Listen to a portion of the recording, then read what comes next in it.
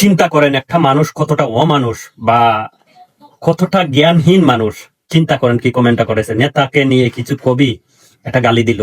আর বললাম না, নেতা আমার পিতা, নেতা আমার সব, নেতা আমার ঈশ্বর নাউজুবিল্লাহ, নেতা আমার রব নাউজুবিল্লাহ। আল্লাহ, দেখেন একটা মানুষ কত বড় অমানুষ হলে এরকম কমেন্ট করতে পারে, এরকম কথা বলতে পারে।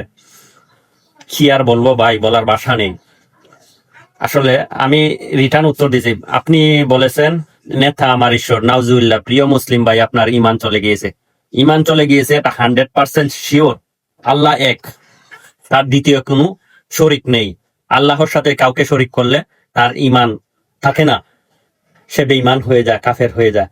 তার ক্ষেত্রেও সেটা হয়েছে। বলি কি ভাই, রাজনীতি করেন ভালো কথা, ধর্ম নিয়ে রাজনীতি করিয়েন না, আল্লাহর সাথে কাউকে শরিক করিয়েন না। এই দুনিয়াটা ক্ষণস্থায়ী চিরস্থায়ী নয়, আপনাকে মরতে হবে, আখেরাতে যেতে হবে।